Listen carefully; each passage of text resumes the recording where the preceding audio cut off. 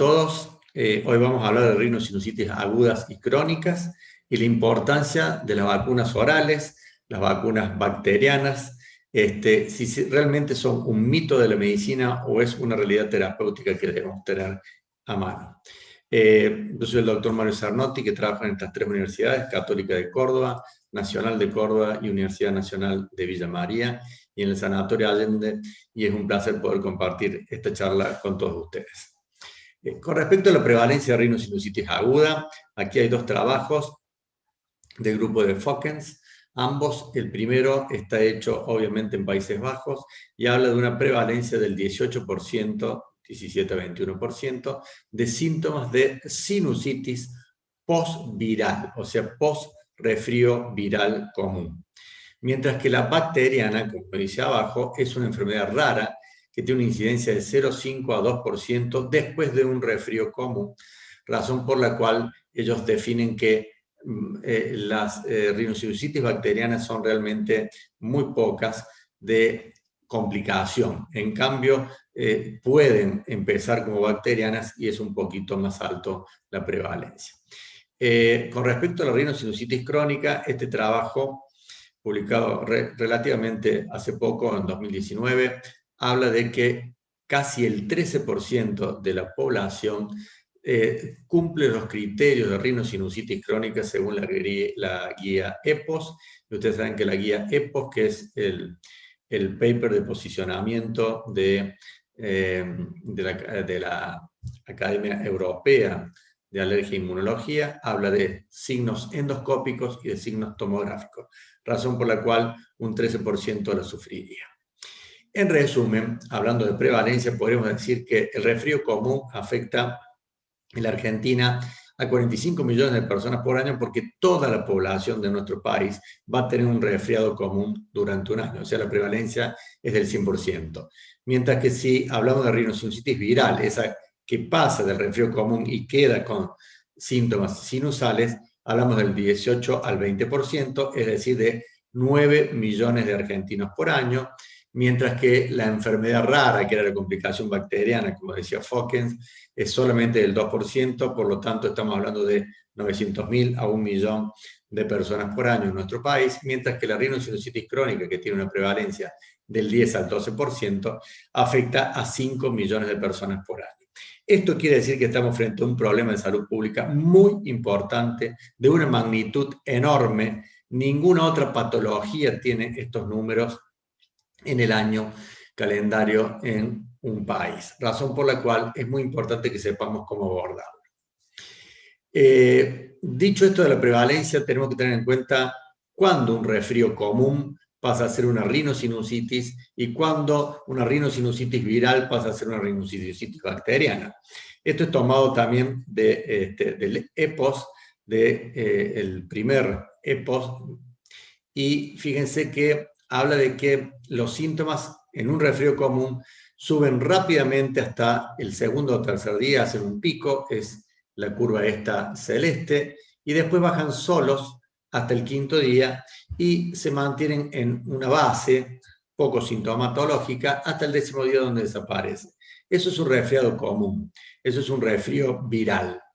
Mientras que si hace lo mismo, o sea, levanta síntomas rápidamente hasta el segundo o tercer día, después mejora un poquito, disminuyen los síntomas, pero a partir del, como ustedes ven, del cuarto o quinto día se ameseta la sintomatología y vuelve más virulento el cuadro, más sintomatológico, estamos hablando posteriormente de una rinosinusitis no viral, estamos hablando de una complicación bacteriana, que es ese 0,5 a 2% de que hablaba Fokkens.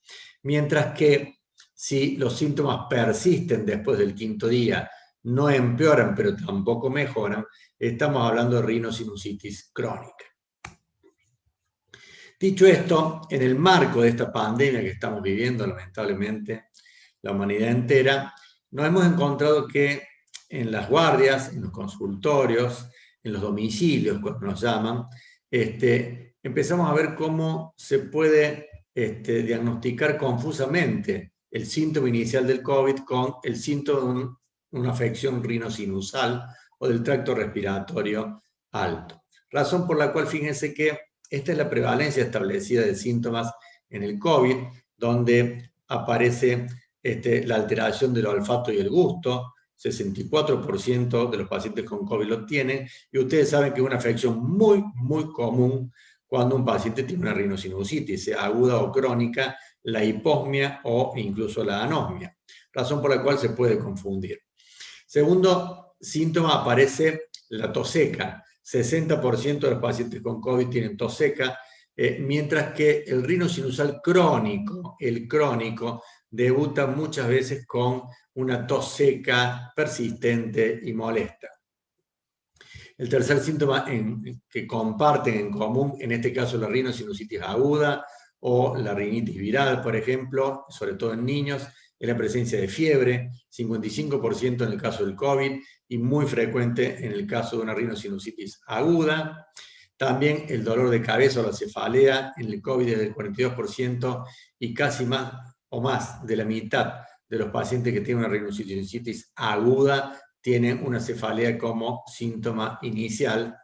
Finalmente, la falta de aire, la falta de capacidad ventilatoria, que obviamente, si bien en la afección rinosinusal es exclusivamente nasal, en el COVID obviamente es del árbol respiratorio en general y del inferior en particular. Ahora bien, si ustedes toman pacientes que van a una guardia y ven o cultivan, mejor dicho, esa secreción y ven la densidad bacteriana que hay en esas muestras nasales, para comparar la barra negra, que es solamente la de control, con los que se han recuperado, y van a ver que en las infecciones virales agudas del tracto respiratorio alto, claramente la carga bacteriana en barra, como ustedes están viendo, gris, tanto para Streptoneumoniae o neumococo, como para Haemophilus influenza, como para Moraxella catarrales, es muchísimo más alta que en los controles en los pacientes que se están recuperando de esa infección. Razón por la cual la presencia bacteriana, a pesar de que se dice que es poca la complicación, la presencia bacteriana es muy importante. Por eso el mensaje a veces se puede volver contradictorio. Pero vamos, cualquier paciente que ha salido de una rinosinusitis viral puede contaminarse después del 5º día, como bien dijimos, o puede ya debutar directamente como bacteriana, por esto que están viendo en este trabajo. La dinámica de la colonización de esto que se llama la tríade infernal, que es el Streptoneumoniae, neumococo, Haemophilus influenza y Moraxella catarralis, es muy importante. ¿Y por qué es importante? Porque hay factores fisiológicos y factores genéticos que desencadenan esto. Y dentro de ellos, la historia de atopía familiar es muy importante, la presencia de alergias, el bajo peso al nacer. Todo niño que sea prematuro tiene por su sistema inmunitario un déficit relativo, obviamente, y se puede infectar más fácil. Anormalidades en la vía respiratoria, el famoso reflujo gastroesofágico, que a veces es solamente moda y a veces es muy presente, pero hay que tenerlo en cuenta. El hombre se infecta más frecuentemente y el niño que tiene anormalidades craneofaciales, obviamente, porque su drenaje sinusal no es el mismo que el normal. Mientras que los factores ambientales, es muy importante la falta o carencia de la lactancia materna, o muy corta, menos de 3 meses, ir a la guardería, vivir en una familia numerosa, el colegio, o sea, grupos multitudinarios donde el contagio es moneda corriente. Papá fumadores, o sea, el fumador pasivo, el niño fumador pasivo tiene una mayor prevalencia a enfermarse de rinosinusitis cuando sus padres fuman, sobre todo durante el embarazo. Los factores de malnutrición, y quería hacer hincapié en este punto, es la vacunación que no se ha hecho. Una de las tantas cosas que trajo aparejada como efecto secundario, le llamo yo, a la pandemia, fue que los niños han sido dejados de vacunar según los esquemas que todos conocemos, razón por la cual es importante volver a hacerlo. ¿De acuerdo? El uso de chupete, la posición en que se alimenta y todo eso también es importante, pero no tanto como lo que hemos mencionado. Entonces, ¿qué es lo que pasa? Si ustedes ven que un paciente tiene una historia médica de recurrencias en infecciones de la vía respiratoria alta, tenemos que empezar a pensar en prevención. Y la prevención tiene tres grandes aspectos. Uno es la educación, que tiene que ver con decirle a los padres esto, todos los factores de riesgo que acabo de mencionar. La segunda es la inmunización activa, que también se los mencioné como la vacunación que se ha perdido, pero es muy importante la vacunación contra hemófilos influenza, contra papera, pertussis, la vacuna del neumococo, etcétera, etcétera. Las vacunas de calendario, podríamos decir. Y finalmente, la inmunomodulación no específica, que la deberíamos hacer con estos estimulantes bacterianos. En este caso estamos hablando del OM85, que no es más ni menos que el broncovaxón. La estrategia entonces para evitar infecciones bacterianas respiratorias y también virales depende de los factores mecánicos que reducen la exposición a estos microorganismos. Las tres cosas que hemos aprendido manifiestamente con la pandemia: uso de barbijo, el lavado de las manos y el distanciamiento social. También las medidas que reducen los factores medioambientales, como la polución. Todo lo que disminuye la polución va a mejorar el estado de nuestra vía respiratoria alta. El aislamiento, si ustedes quieren, y también el uso o mal uso de todo lo que es el aire acondicionado, que esto no se refiere a frío, también se refiere a calor, sino que podemos decir por lo contrario, ventilar los ambientes donde estamos habitualmente. Y finalmente, todo lo que tenga que ver con medidas inmunológicas que sean específicas, las vacunaciones de calendario, y las no específicas, la inmunomodulación con inmunomoduladores bacterianos. La educación obviamente es clave. Fíjense que en este trabajo es un trabajo, un trial controlado con placebo, más de 4.000 participantes. La eficacia está totalmente demostrada en este metaanálisis, como ustedes están viendo. Fíjense que claramente se desvía hacia la izquierda de la media, y lo que nos está diciendo es que tanto los niños como los adultos, pero en este caso es el niño, que usan algún inmunomodulador tienen un 40% menos de infecciones respiratorias agudas que quienes no lo usaron. La eficacia del broncovaxón también está medida en diferentes poblaciones, como ustedes pueden ver. A la izquierda están viendo un trabajo de 200 niñas de 6 a 13 años en un orfanato, donde se le dio 10 días de broncovaxón por mes durante 3 meses, y se lo controló, y fíjense que hay una reducción del 50% de los episodios de infecciones respiratorias, como así también de la reducción marcada en el uso de los antibióticos, como pueden ver en el gráfico. En el trabajo de la derecha, ustedes están viendo 54 niños susceptibles a tener más de 2 infecciones de vía respiratoria alta por año, sin alergia ni asma. El mismo esquema de vacunación oral con broncovaxón, 10 días durante 3 meses consecutivos, repetidos 6 meses después. Tenemos una reducción muy parecida al primer trabajo, 40% menos de infecciones de vías respiratorias superiores recurrentes, lo que habla de que no solamente disminuye las infecciones, sino que también disminuye los días con síntomas, el uso de antibióticos y la proporción de complicaciones con infecciones altas de estos niños. Razón por la cual este otro metaanálisis del año 2018 confirma lo que venimos diciendo, que es que la terapéutica con broncovaxón disminuye el tiempo de uso de antibióticos. Disminuye la duración de la infección, como pueden ver claramente, en más de 3 días, que no es poco. El tiempo de febril del paciente también se disminuye aproximadamente entre 2 y 3 días.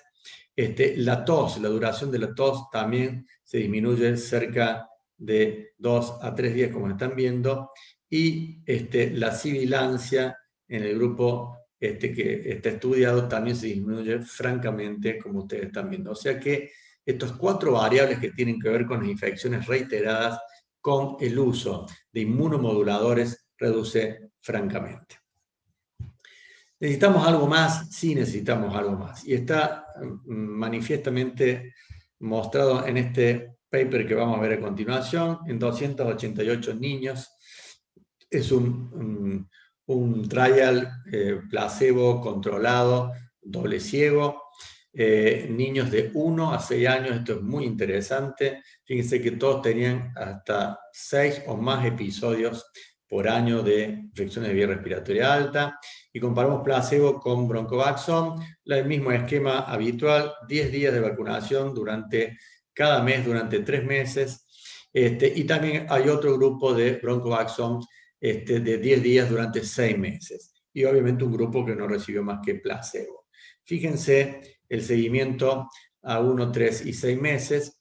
Fíjense, en gris está placebo, en azul oscuro está broncovaxón durante 3 meses y en celeste está broncovaxón en 6 meses. Fíjense, si hablamos de infecciones respiratorias, cómo disminuye notoriamente, fíjense, y significativamente, solamente con 3 meses, y disminuye aún más con 6 meses de inmunomodulación. Otitis media aguda, una complicación muy habitual para nosotros los otorrinos de rinosinusitis agudas, cómo disminuye notoriamente, lo están viendo aquí, y también el uso de antibióticos disminuye de una forma drástica y dramática.